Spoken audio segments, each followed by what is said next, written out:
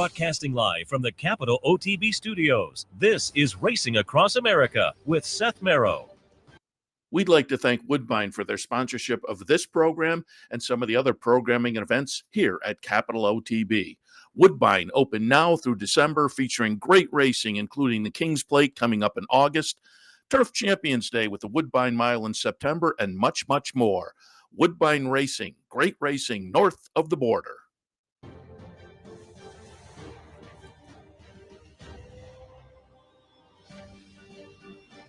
It is great racing north of the border. Woodbine with a nice stakes card yesterday. And we will take a look at some of those stakes as we move forward, racing across America on this Sunday morning. I'm Seth Merrow. Thanks for joining us. Again, we will take a look at some of the stakes action. A little bit later on, we'll be joined by Anthony Stabile. We'll preview some of their action for tomorrow, but take a look at the two stakes they ran last Monday on our road trip out there. All of that coming up today on Racing Across America. Thanks for joining us. Do want to remind you, closing day at Churchill. So there will be mandatory pays across the board there. And it's a mandatory in the Rainbow Six today down at Gulfstream. So keep that in mind. Mandatories at Churchill on closing day, and a mandatory in the Rainbow at Gulfstream this afternoon as well. And as it is closing day, we kind of been keeping track the last week or so of the stats down at Churchill. And Steve Asmussen has had kind of a commanding lead. After yesterday's racing, that continues. Asmussen with 32 as compared to Brad Cox and Mike Maker, each with 20. So insurmountable lead going into the last day. However, the jockey race got interesting yesterday. Yesterday, when we looked at the stats, Tyler Gaffalione was was 3 ahead of Jose Ortiz. But Gaffalione had an offer, Ortiz had a 2-bagger, and so we wind up now going into closing day, the jock race. Gaffalione won ahead of Jose Ortiz. And again, nice meet for Jose Ortiz, and his first really, since he made the announcement this winter, his first Kentucky meet really at Churchill. And again, his game plan, he stated earlier this year, Florida in the winter, he'll come up to Saratoga, but the rest of the year he's going to be based down in Kentucky. He said that good place for his family. So again, nice meet for him, and maybe a meet leader meet, because it'll be interesting today with only a 1-win difference separating Gaffalione over Ortiz. Gaffalione today scheduled for 9, Ortiz scheduled for 10. So the jock battle will be a little bit of fun to watch today down in Louisville. All right, and we'll be looking at it this afternoon on OTB Live. Yesterday on OTB Live, we looked at a lot of the stakes action from around the country and north of the border. And we'll look at some of that again this morning. We'll kick things off taking a look at the Manila yesterday, scratched down to a field of 5. I thought Deterministic was maybe a little bit interesting, trying the turf, having shown some ability early in the career. Deterministic will be the number 6 horse and make a little run and make it kind of interesting in his turf debut. Betting public made Deterministic the favorite. Neat, however, is going to get it done. Neat here is going to be the number 3 horse. Rob Atras runner coming out of a 7th in the American turf, but had won the Transylvania just before that. So it already shown a little bit of ability this year as a 3-year-old on the turf, and validated that here. You can see gets the acceleration going. Deterministic there, the number 6, again, makes a late run, but Neat just had the head start. And, you can see here, Deterministic coming, but I don't think if you had Neat, you were worrying too much. So Neat gets it done. Nice little runner for Rob Atras and company. 5 wins in 8 career starts so far. And again, that was the turf debut for Deterministic. Let's see where Clement and company go with that one going forward, because he got a decent little effort in the first start on the turf. So there was your results from the Manila. Neat yesterday reported an 86 buyer. So, wasn't stellar number necessarily, but I'm just looking. Lifetime best, prior to that, his best was an 85. So for him, it was a pretty good number overall. Not a bad number, but certainly not a blockbuster number by any means. And again, interesting to see where both of those will wind up again with nice 3-year-old action on the turf up at Saratoga. We'll perhaps see them squaring off again, perhaps. All right, over at Churchill, big day, Stephen Foster Day at Churchill. The action kicked off in the Wise Dan. We had talked with Joe Christofek yesterday. Didn't handicap the Wise Dan because you had Johnny's Fireball in there, and Johnny's Fireball owned in part by Joe's Brilliant Racing Partnership. And Johnny's Fireball really was right up in the mix. Unfortunately, Johnny's Fireball is going to be the number 4 here, and this cannot be the right race because the Wise Dan is on turf. So this would be the next race. But Johnny's Fireball was right up in there, and then they kind of outclassed him a little bit and went by. And the horse I had on top, again, Johnny's Fireball is the number 4, and right there behind the leader, who was the favored Ottoman Fleet for Charlie Appleby. And that one pulls away. Johnny's Fireball fades a little bit. But, the Appleby runner off win in the Arlington in the previous start looked pretty good as the favorite. And, going into the race and looked good in the race itself as well. Ottoman Fleet, again, as a short price, $3.40.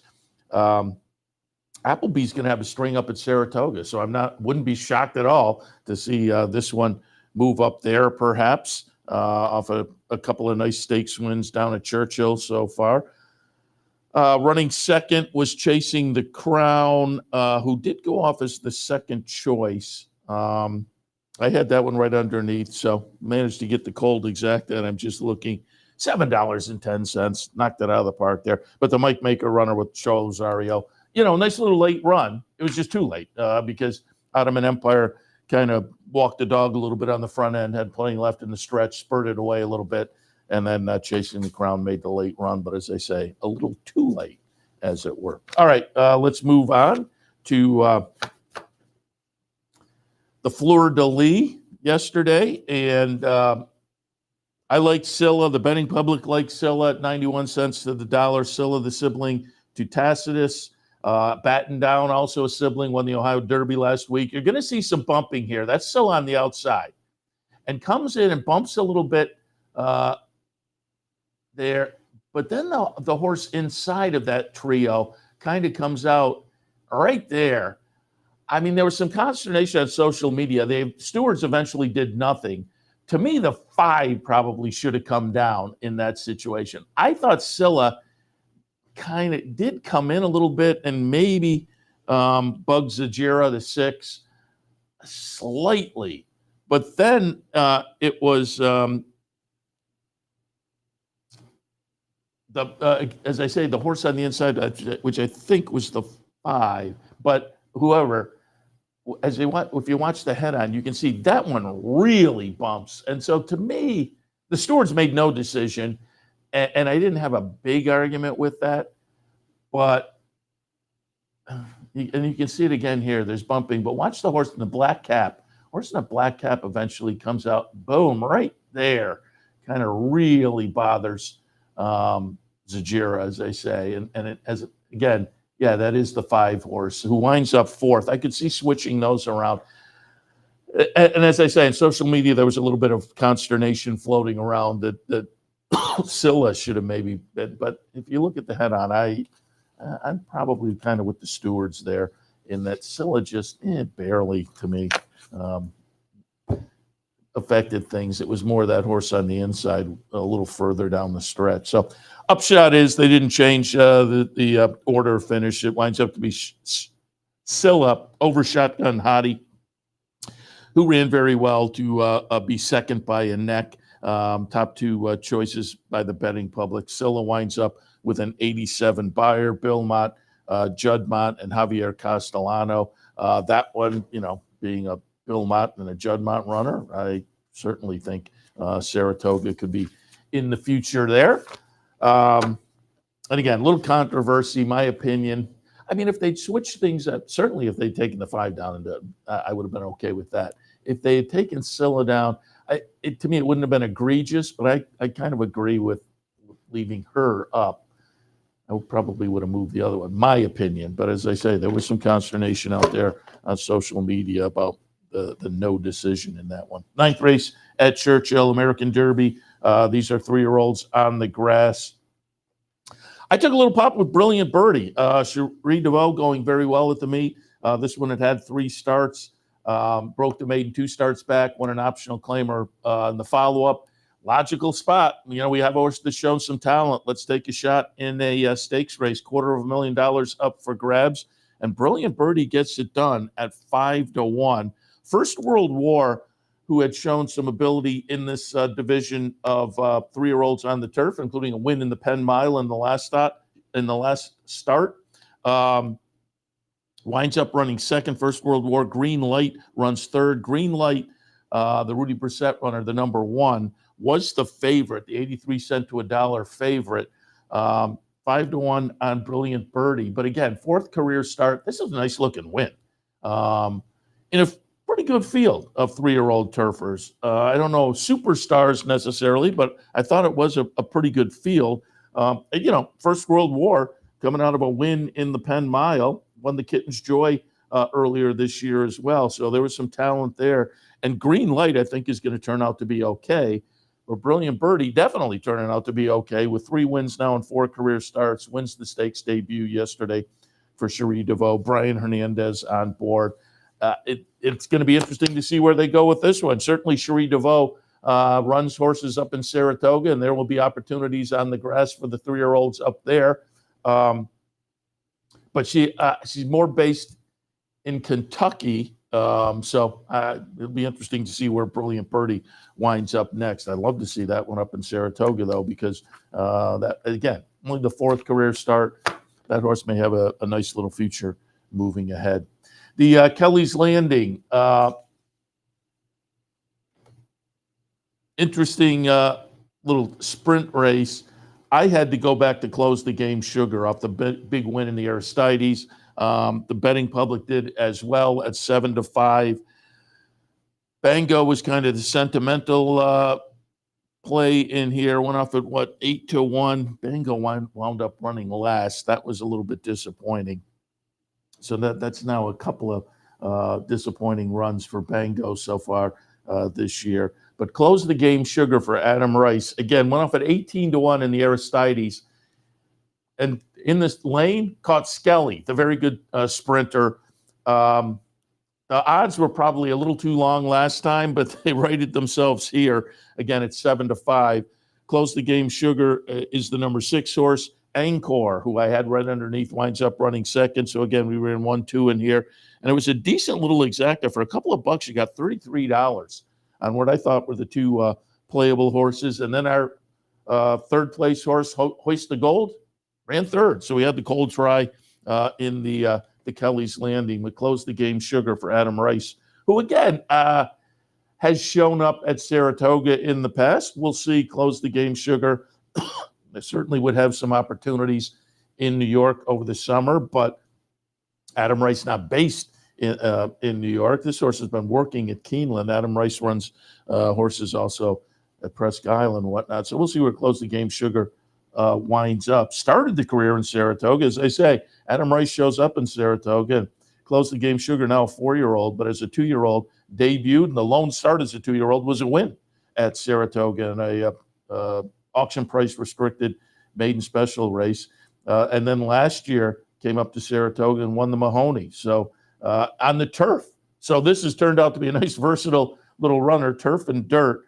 And again, with a couple of Saratoga starts in the last 2 seasons, that may be in the future again. Close the game Sugar, a 99 buyer. That's obviously a solid number, and pairs up with the win in the Aristides, where it was a lifetime best 99 number.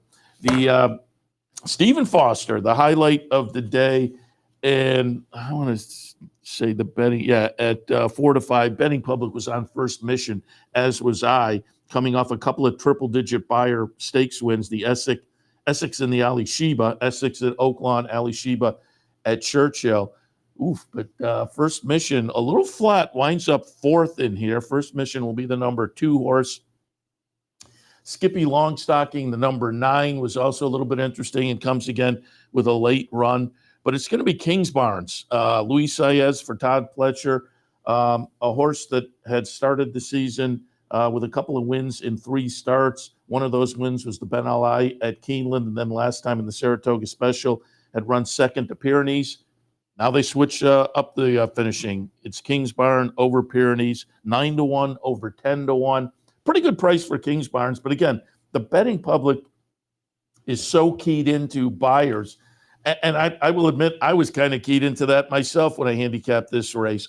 You had triple digits showing up for First Mission, for Skippy Longstocking, for Disarm, and the lifetime best buyer for Kingsbarn before yesterday was a 95. And so I could see people kind of ignoring this one a little bit, but there was certainly some talent there. And I'm just looking down. In the first 8 starts of the career, Kingsbarn was the favorite in 6 of those. So again, you got some value if you like Kingsbarns. It's $21.90 for a Pletcher runner.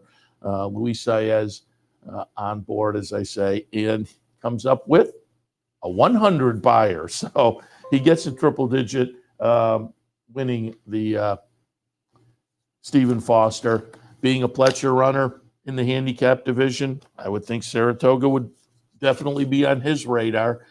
So we'll see what's next for that one. And it's going to be interesting to see what's next also for First Mission. Just have to think he was better than that performance yesterday, given what we saw in the previous 2 starts. Finally wound up the afternoon with the Tepin. These are 3-year-old fillies on the grass. I was taking a little bit of a shot with Dancing and Dixie with a closing style, was up against it a little bit, but I thought the Mark Casse runner came in looking decent in the past few starts, and if things fell her way, could be intriguing. Joe Christofek thought, not a lot of speed in here. He thought Pipsy with the trouble last time would be interesting. Poolside Slim has the speed. That one coming out of the win in the Penn Oaks, also interesting. But at just under 5 to 1, it does turn out to be Dancing and Dixie. Jose Ortiz on board for Mark Casse. Dancing and Dixie, the number 9 horse, gets it done. Mo Fox Given for Ron Maquette at 10 to 1 runs second. And Kathy Marissa runs third. Poolside was Slim, who wound up to be the favorite off the Penn Oaks victory, favorite at 2 to 1, runs fourth. But you can see, nice late run there from Dancing and Dixie. And that's the style. Come from behind.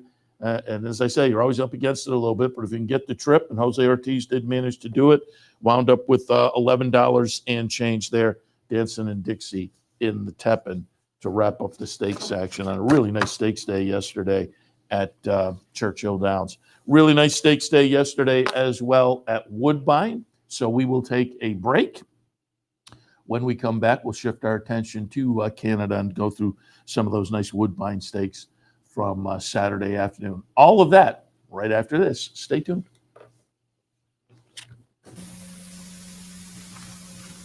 Haven't signed up for a Capital OTB account yet? Now's the time to take advantage of the sign-up bonus. Open up a new account with $200 or more, bet $400 by the end of the month, and receive a bonus $200 into your account. Plus, you can take advantage of everything an OTB account has to offer. Wagering from any device, live streaming, racing info, past performances, online promotions, and more. Sign up today and take advantage of the new account bonus. Details at capitalotb.com.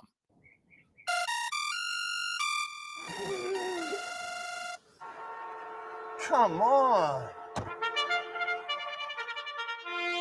I want sales reports on my desk by Monday. Whoops. My bad. Love racing? RTN brings you every live simulcast on your home television, plus live video streaming and race replays on your PC and mobile devices. To order, visit rtn.tv. RTN, a breed apart. Birdstone is an outside front. They're coming down to the finish. Can Smarty Jones hold on? Here comes Birdstone. Birdstone surges past.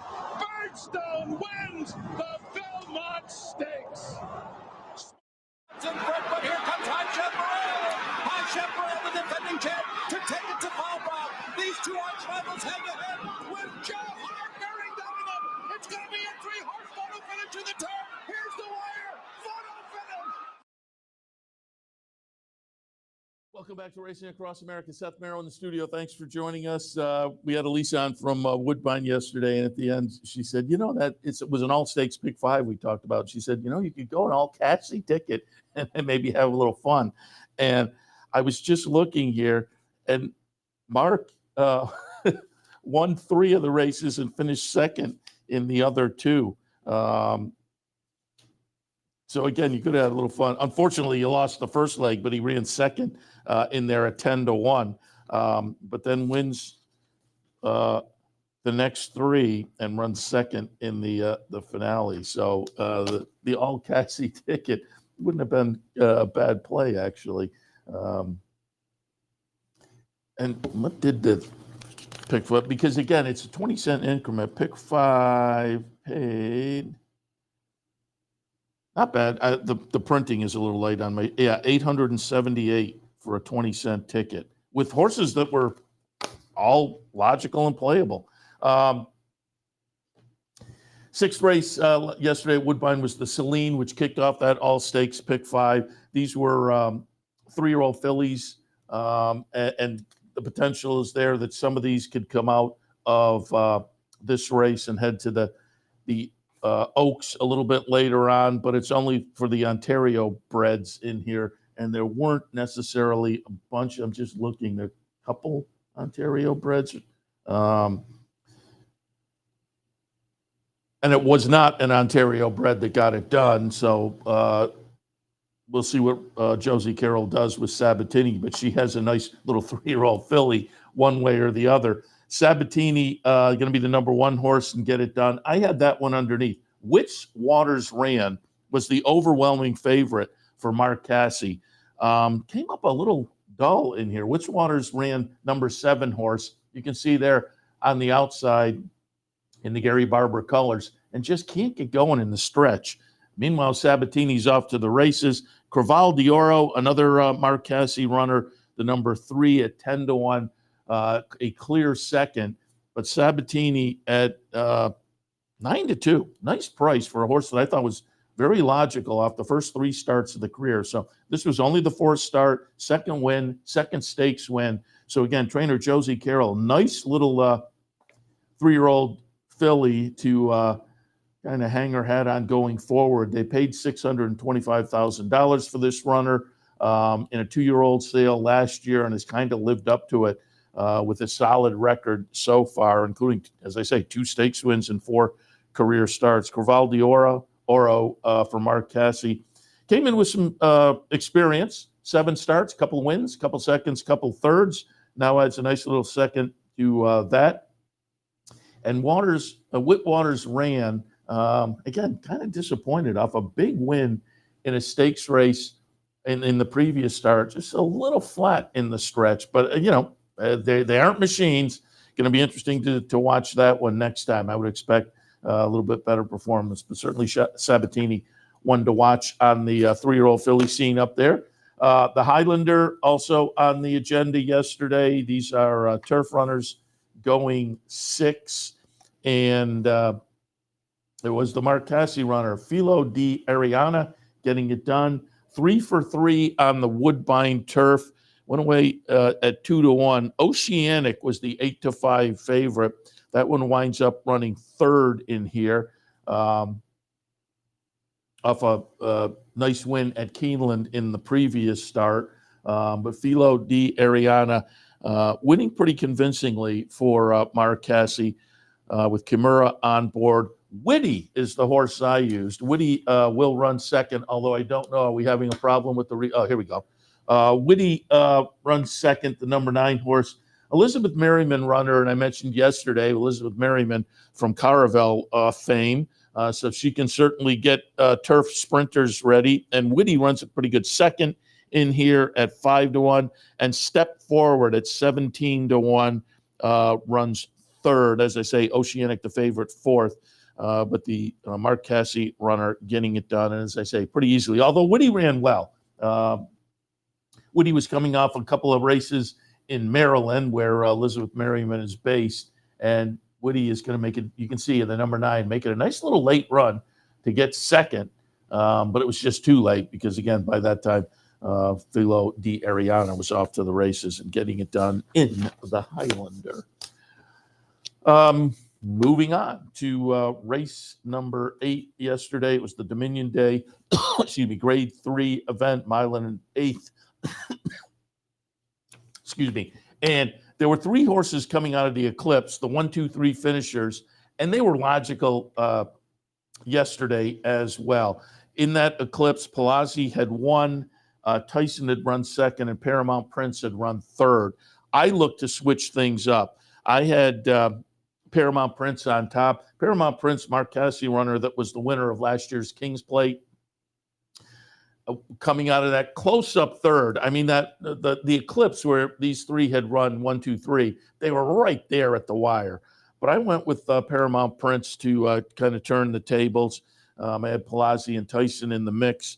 Paramount Prince does get it done. Palazzi and Tyson, a little bit disappointing, running fourth. And Tyson is the 9-5 favorite, runs 6th in here. But it was a nice run from last year's King's Plate winner, Paramount Prince. Really kind of took them all the way around, on the front end. Mark Casse runner, now 5 career wins and 11 career starts, couple seconds, couple thirds.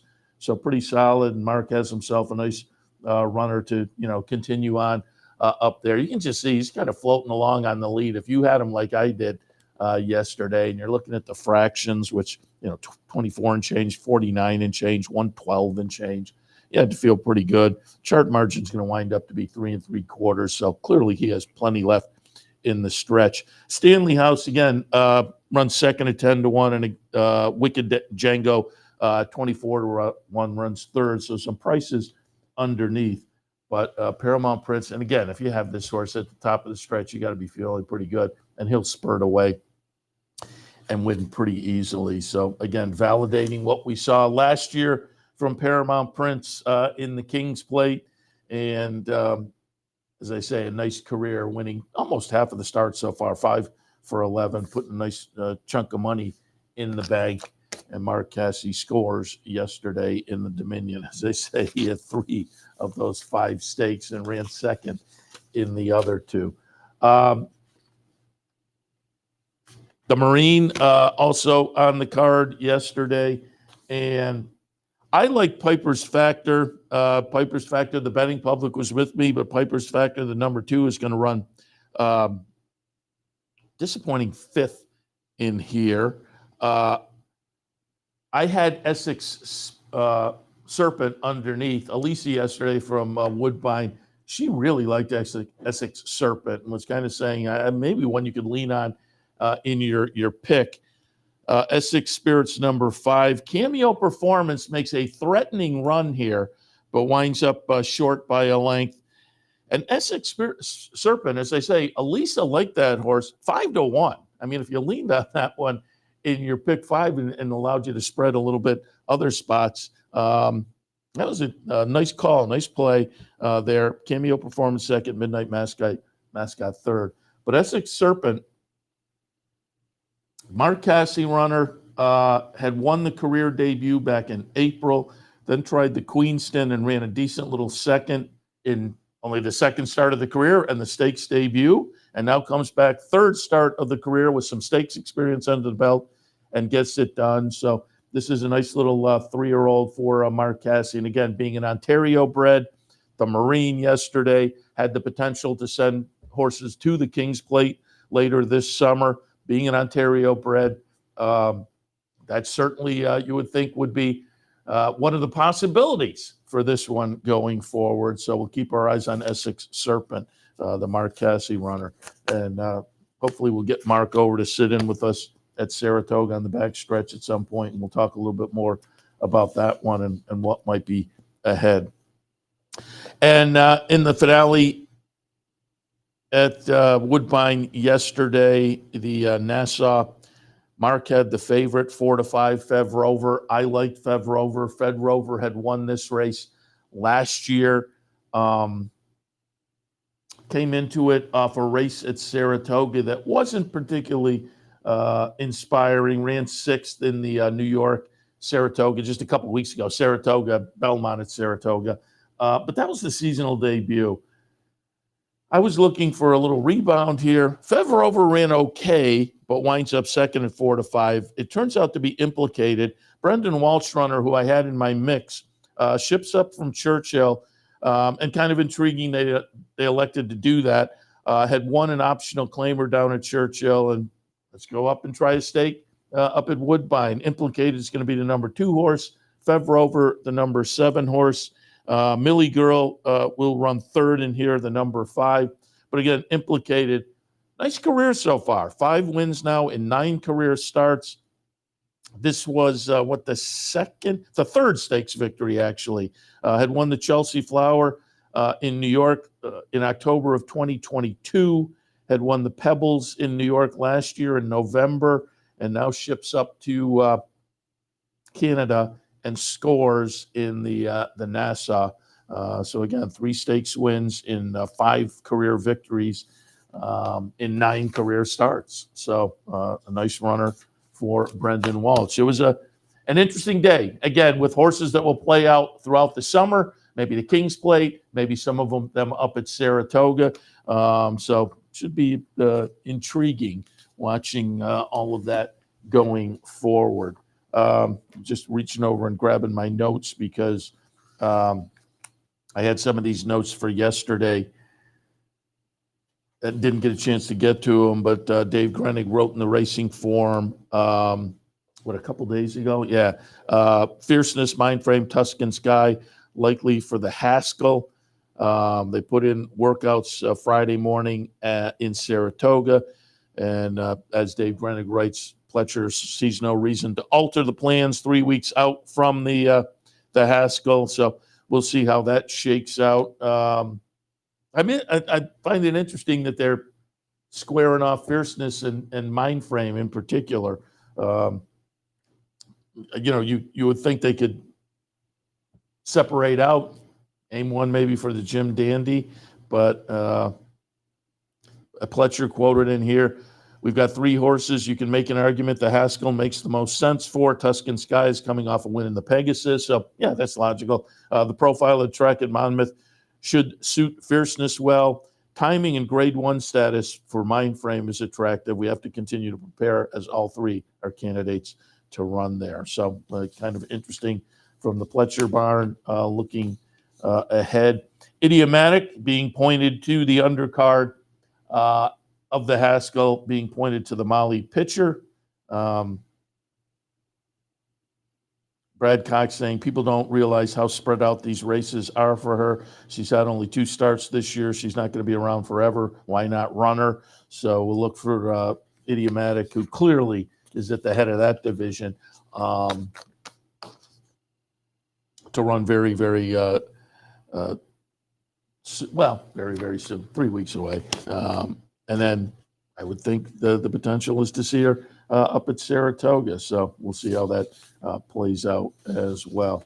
And then another update on where to look. Batten Down, the Ohio Derby winner, relative to Scylla, who looked good in that division too. I'm not sure she's idiomatic good, but she looked okay. But the sibling Batten Down, the Ohio Derby winner, headed to the Jim Dandy. So we'll look for that one. And the news, we talked about it a couple of weeks ago. The news had come out, but now it has happened. Rich Strike in the Mott barn, put into light training. And you can kind of see Mott is being cautious with this one, as it should be. Went to the sidelines, was retired, didn't get much interest in the breeding shed. Now they're bringing the horse back after some stem cell therapy, and you get this sense it's going to be, let's see what we have, and we're not necessarily guaranteed to actually start the horse. We're going to take a look, see what we have, and if it looks like we got something to go forward with, they'll go. But it sounds like they're being appropriately cautious with Rich Strike. So we'll keep our eyes on that.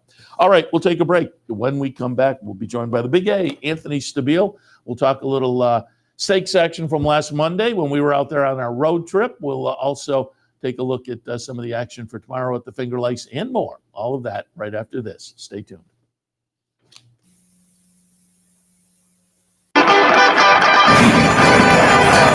Want to get your career in horse racing off to a fast start? Well, the University of Arizona's Racetrack Industry Program is your winning ticket. The Racetrack Industry Program has served as a springboard to some of the industry's most successful individuals, with a proven track record of job placement right out of college. If you want to earn a degree in the exciting horse racing industry, the Racetrack Industry Program can put you in the winner's circle. In a recent study of some of the top online wagering sites, Capital OTB won big in total player rewards, far surpassing some of the best-known wagering sites in America. While other rewards programs simply offer you points redeemable for gift cards, Capital OTB's rebates are paid to you in actual cash. Plus, Capital OTB gives you full and immediate access to your money. So if all you're getting now are points and gift cards, join Capital OTB Player Rewards today and get cash back. Visit CapitalOTBBet.com and sign up today. Sometimes it pays to go with the flow, to check your worries at the door, to reconnect with your crew, to follow the thrills and the flavor, to roll with it and see where it takes you, to enjoy every minute to its fullest, and to dance like there's no tomorrow. You can do that here at Rivers Casino and Resort Schenectady, where the good times flow.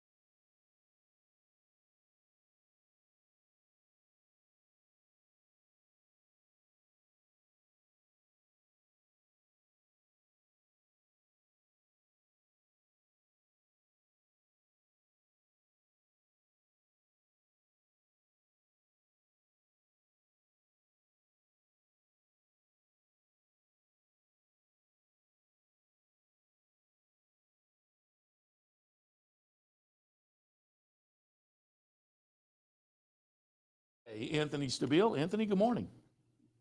Morning, Seth. What's happening? Not too much. Showed some video yesterday of our trip out to the Finger Lakes. We enjoyed it. We thank you and everybody out there, Todd Height and the whole crew. We talked with Jerry Richards and Dave Mattice, and had a nice visit out there. So we thank everybody out there for the hospitality on a beautiful Monday afternoon with a couple of stakes races. It was a fun day. You had a great day as well. You sat down and gave out thoughts on the pick six, and you tweeted out a winning pick six ticket. And even though the day played kind of logically, the horse in the last race, I think, helped things out. It was a decent little pick six with the carryover. But again, congratulations. Nice day for you. And as I say, thanks for the hospitality. Oh, thank you for coming out. I always enjoy my visits with you. Most of the time, I would say 95% of our visits have been on the phone. It was nice to get to sit next to you for 15, 20 minutes and just shoot a fat. And I stayed a little while longer. I hope I didn't overextend my visit, but we had a good day. Yeah, I had the first six on top, and I made the mistake of saying that out loud to you when you was getting some video up in the booth. I didn't have the last two, but thankfully coverage in that logic, like you said, very logical, especially in the stakes races where I just singled off the two big winners. And Paul Barrow, who is our second leading trainer currently, defending, reigning, undisputed. I kind of feel like I have to be like Paul Heyman when I introduce Paul Barrow, because he has an actual title belt from winning the title last year that passes around Finger Lakes. Paul's horse in the last race, I mean, everything he's firing, and there's a little foreshadowing here to the Monday play of the day, but everything he's doing is good right now. And I turned a $36 ticket into a $48 ticket by throwing him in the last race. You know, those maiden races up there can be a little tricky. Up until the end of the week, Michael Anthony Ferraro, who's the current leading trainer, he's had some trouble in the maiden ranks. And then he won. Of course, he won the two that I picked against Wednesday, and the one that I bet on finished second. So I could stop a bus some days. But yeah, it's been fun. Paul had Sweet Brown Sugar ready to roll. I mean, she was as good as can be in the Niagara. Yeah, let's take a look at that replay, Sweet Brown Sugar. And it was kind of fun, too, when I went up to grab some video, you in the booth. And, again, we played that yesterday. But I also played a video because in the booth with you was Rich from Richie Rich Stable. So I was able to talk a little bit with the owner, who's kind of anticipating maybe a start in Saratoga, go to the New York Oaks, and then maybe on to Saratoga in the Fleet Indian. So it was fun to talk to Rich about Sweet Brown Sugar. But this is a nice little New York bred. We're going to watch the stretch run here. Sweet Brown Sugar is going to be the easy winner of the Niagara last week. And again, as I say, a very nice little New York bred. This was win number 5 and start number 7. Talk a little bit about the Niagara. Yeah, perfect at Finger Lakes now. You know, Paul and I and a bunch of the guys in my Finger Lakes crew, as I call them. I got close with a bunch of the Finger Lakes guys. I know Ralphie D for 35 years, but me, Ralph, Paul, and Chris Progno went to a place called Joe Gatz up there. If you're in that Finger Lakes region, it's in Penfield, the food is out of this world. And this is coming from a New York City guy who lives and breathes Italian food. And Paul and I, you know, we draw a week out. So Paul and I were talking about the race, and he was a little nervous about the rail. And I kind of looked at him, you know, because she was so far superior to the. There were 2 maidens and 1 filly. The filly that ran second, Love Thyself, actually ran good. She won from maiden 5 last time. She was so much better than those horses, but you know the rail scared him a little bit. He said, "Look, this filly don't like being inside." So him and Jeremiah Flores came up with the easiest game plan in the world. Put her in front, and the outside filly didn't really press her that hard, and that race was over at the. I mean, a lot of people say the race was over at the draw, but truth of the matter is that around the half-mile pole, when she was 3 in front, you knew the other 3 were going to have a long 48, 49 seconds on their hands, because she just, you know, she was under a hammerlock most of the way. Nice effort. I hated to be the bearer of bad news. I know Rich was thinking about, and you know, talk New York Derby, but I believe Pandagate's coming in 2 weeks, so that'll be fun to see Pandagate. She'll take the Oaks, and I would imagine she'll be I can't imagine she'll be as short because she can't go lower than 1-9. But her first start around 2 turns, I'd imagine she's going to be under even money.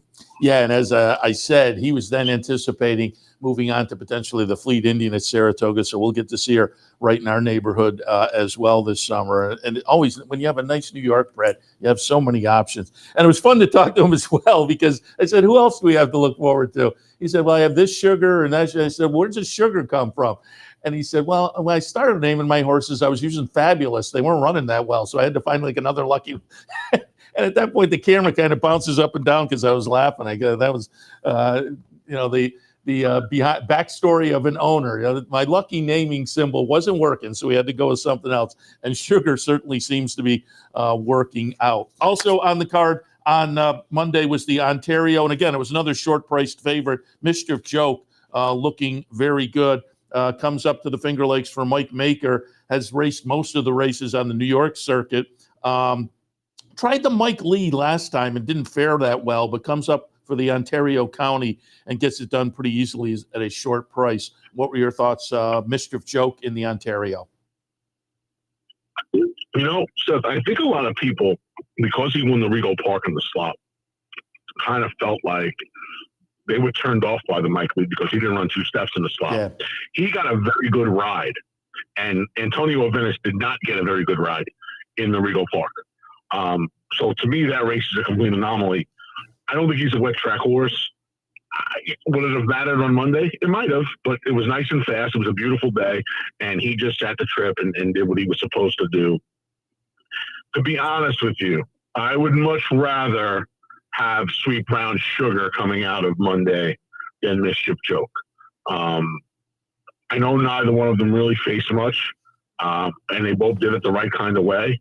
But I think the water gets a little deeper for him as opposed to her. I just think she has a little more blue sky than he does.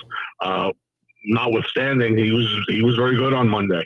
And, but like I said, one of them has to deal with Pandagate if they want to go into the next round of 3-year-old races in 2 weeks.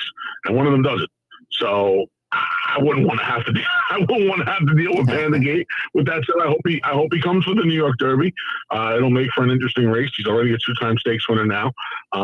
He's got a couple of races over Finger Lakes. Maybe that'll help his cause.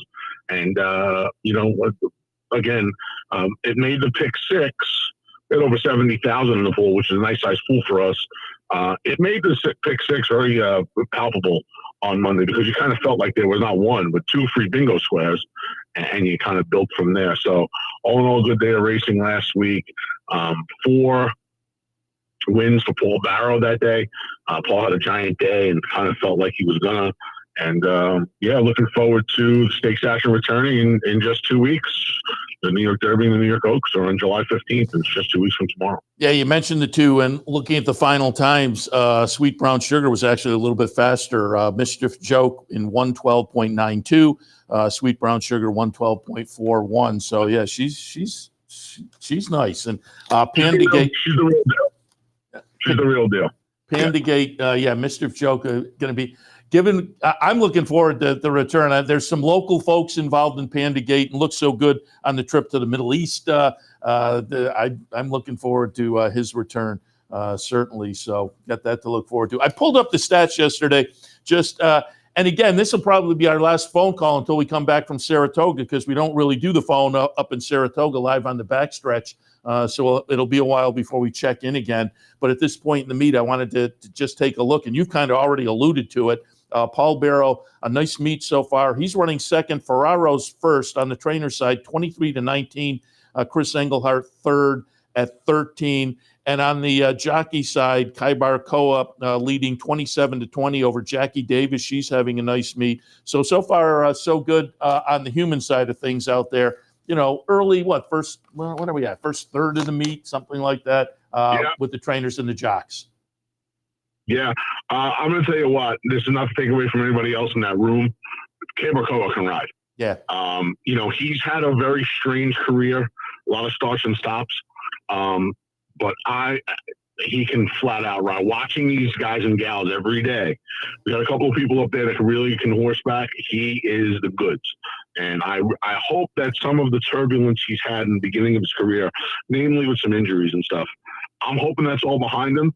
I don't know. I believe he's in his mid-30s, early 30s. I'll tell you what, Seth.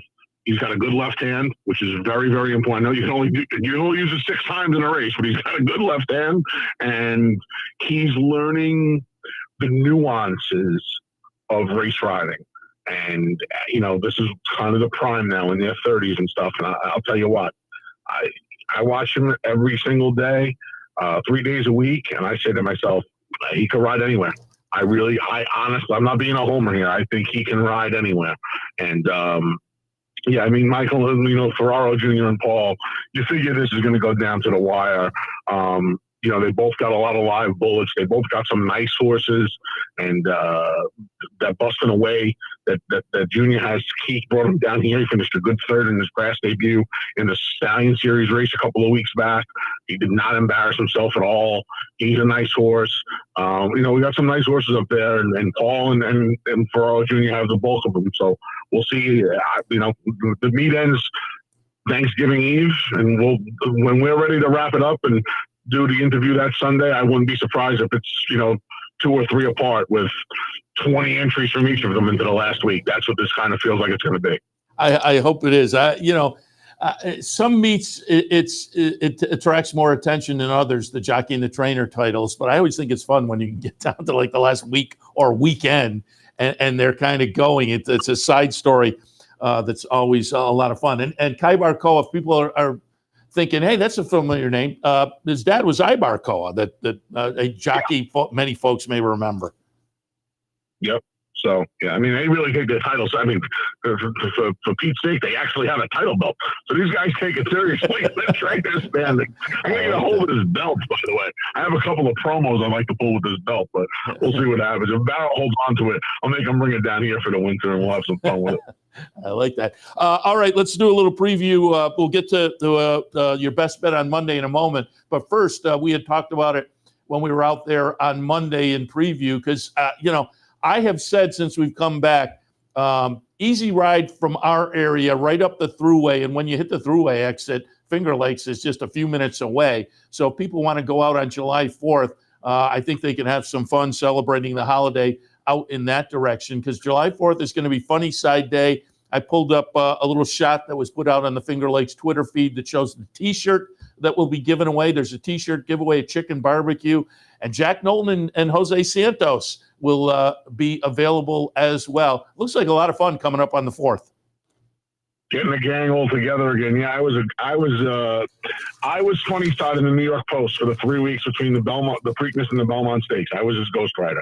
We did a diary down there, and it was an awful lot of fun. I got close with Buckley and Robin and Jose and Jack, and everybody at the barn, and it was a lot of fun. I mean, in a lot of ways, he helped make my career. People kind of knew who I was, but I picked him, and I made a lot of money with him, and they gave me the opportunity to ghostwrite for him, and he kind of was, my 3 favorite horses are Easy Goer, Funnycide, and Tonalist because Easy Goer made me want to do it. Funnycide kind of showed people who I was, and Tonalist kept me around. So, yeah, it's going to be a great day. So, gates open 11:30. There's a meet and greet with Jose and Jack. There's going to be the picture, which I'm sure they'll sign for you. Funnycide T-shirts. I think the first 1,000 fans. There'll be silent auction items there. There will be a bunch of his trophies on display. We're going to show some of the great races in between our races on Thursday. And then, aside from the Funnycide activities, free programs on track. You can always get free PPs over at fingerlakes.com, courtesy of Equibase, but free hard programs on track on Thursday. There'll be 2 How to Bet seminars if you're in the area, 12:15 and 12:45. If you attend, there's going to be a raffle. You win a $20 betting voucher just for being there. And then, of course, the Carubas chicken. Contrary to popular belief, I only had 1 meal last time, but we did sell out on Memorial Day. I only had 1, Seth. I swear to you. I swear on a stack of chicken parmesan. I only had 1.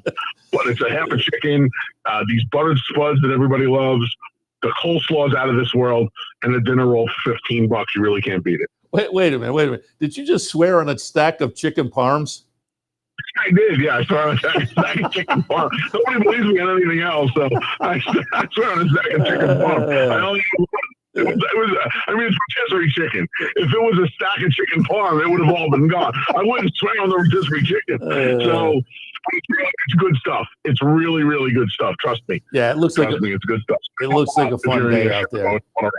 And you can come away with a nice souvenir. We had a picture there of the T-shirt, nice little T-shirt as well. And I just pulled up the record and because I wanted to double check the date. And for folks who don't remember, Funnycide's last victory was at the Finger Lakes, and it was on July 4th, 2007. So it all comes full circle.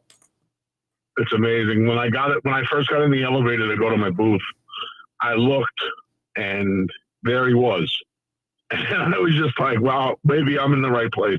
I'm probably in the right place because I see him every day, and it's pretty amazing. Yeah, fun. All right, before we let you go, let's get a pick for tomorrow at the Finger Lakes. And again, we post your plays on capitalotb.com as well. And I know the best bet has been doing well so far this year. So talk a little bit about tomorrow. You have something in the 6th race, an allowance non-winners, a 2 lifetime, 3/4 of a mile. What did you see in race 6?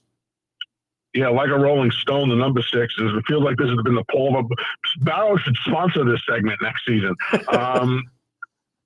Like a Rolling Stone, first 2 starts up by me at Finger Lakes, a good win in the debut. Then finished 4th in the Lady Finger with a little trouble. Shifted down to my man, one of my main guys, Bruce Levine for the winter. Roddy Valenti, his Pardona did. Had some, did not run that well in the Maid of the Mist, even though she had a very wide trip. They tried the blinkers last time in the starter allowance. Now we haven't seen her for 7 months. And she's back to Paul, and she's back home, and she gets to run out of her own stall. And I would imagine that's going to help her cause a lot. There's some speed in here. And I think this is a really nice jumping off one first. She's a square price on the morning line at 6-1. I don't think we're getting that. I also like this workout pattern a little bit. Paul give him a stiff 5/8 and then come back with an easy 5/8. His numbers off the layoff have been really, really good, winning right around 30%. When he reaches it, I mean, he helps Jeremiah Flores tremendously. If there's another guy who can ride, he does not get a lot of opportunities. He wins an awful lot of races for Paul. He helps Paul out in the morning, and he won 3 of the 4 last Monday, including Sweet Brown Sugar. So, yeah, I mean, when he reaches out for Jeremiah and they get together, good things usually happen. I think she gets the right trip. All Paul's horses have been running. If we get anywhere close to that 6-1, I feel like it's stealing money tomorrow. Certainly rooting for that one because it's our friend Roddy Valente, homebred for Roddy and the Bolinskis. So certainly rooting for that one. And as you say, nice little price on the morning line. Anthony, again, appreciate the visit so far this spring and into early summer. We'll take the break as we head up to Saratoga, but we'll get you plugged back in right after Saratoga. But we will be watching throughout the summer. A lot of our customers really like the Finger Lakes. Again, it's an easy drive. If you want to go up on a dark day here during the summer, head up to the Finger Lakes and enjoy that. Certainly put the 4th on your calendar as well. And you can catch Anthony's selections on our website as well. But again, Anthony, appreciate it. We will talk in the future. You never know when I can ambush the Saratoga set. That works. It is not that far from Finger Lakes. So, yeah, we'll see. I'm sure we'll see you at some point during Saratoga. Thank you for always being a loyal, I don't want to say a customer, but, always having our back at Finger Lakes. And, yeah, we'll do it again. We'll do it again in a couple of months. Looking forward to it. Anthony, appreciate it. All right. Thanks, Seth. Be well. Anthony Stabile from the Finger Lakes. Again, a little recap of the action. Really had a fun visit out there last Monday. And again, we ran some of that tape yesterday. Hopefully you caught up with that. And we also did a little preview of tomorrow. But don't forget, this week includes Thursday, July 4th. And again, I tout it. We showed the T-shirt's a nice little souvenir item. So that is a giveaway while supplies last. You get the chicken barbecue. You get a good day of racing. Get to say hello to our friend Jack Knowlton and Jose Santos. So should be a fun day out there coming up on Thursday if you'd like to make the jaunt, as it were. All right, I'm going to wrap it up for this edition of Racing Across America. We'll be back in about an hour and a half or so with OTB Live for a wow, what happened to this? I don't know if you could hear that, but the speaker just kind of blew out in the control room there a little bit. Belmont, it's a 1:05 post time. Churchill, it's a 12:45. So with the 12:45 at Churchill, we'll be back at 12:30-ish or so for OTB Live for a Sunday afternoon, taking you through those strikes. Yesterday was a pretty good day. I don't have it here. But I want to say it was 6 for 12 yesterday at Churchill with the top picks, and a couple of them were okay. So there's decent little ROI there. If you were following along during the afternoon, I pulled up the one sheet on the website. So we will see if we can keep that rolling today. Closing day at Churchill. And again, with that jockey battle, won't only be fun to watch the races and bet, maybe cash some tickets, but check out Jose Ortiz and Tyler Gaffleone. Excuse me. Again, Tyler Gaffleone 1 ahead going into this closing day at Churchill. And again, as it is closing day at Churchill, that means mandatory pays and all the appropriate bets. And there's also a mandatory pay today down at Gulfstream. And I think that's Florida law, and they used to have the situation at Tampa. I don't know if the law changed, but Tampa said that they aren't doing that quirky little 2-day or 3-day meet. But I think as you get to the halfway point in the year, that was why they did the Tampa. There was something in the law, and I think that's probably why they're doing the mandatory today. It's the last day of June. So as I say, there's something quirky in the Florida racing law. But the upshot is mandatory pay today in the Rainbow down at Gulfstream.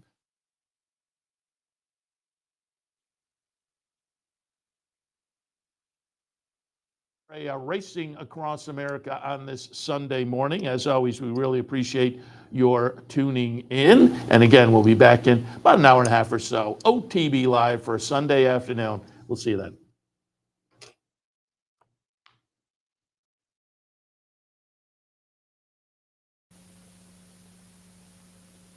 No matter where in the world you are, the excitement of wagering on horse racing is just a click away.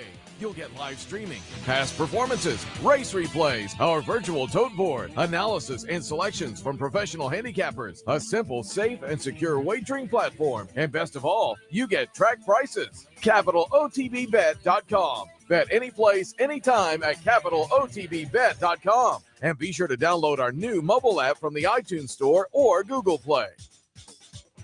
What if there was a way to become a better horse player, to have a better knowledge of the game, to be more successful? What if there were a way to take what you've learned, what you know, and make better decisions, better choices? In horse racing, knowledge is a powerful tool. Race results and replays, past performances and live streaming, wagering from all your digital devices. Capital OTB. Become a better horse player. Want to get your career in horse racing off to a fast start? Well, the University of Arizona's Racetrack Industry Program is your winning ticket. The Racetrack Industry Program has served as a springboard to some of the industry's most successful individuals, with a proven track record of job placement right out of college. If you want to earn a degree in the exciting horse racing industry, the Racetrack Industry Program can put you in the winner's circle.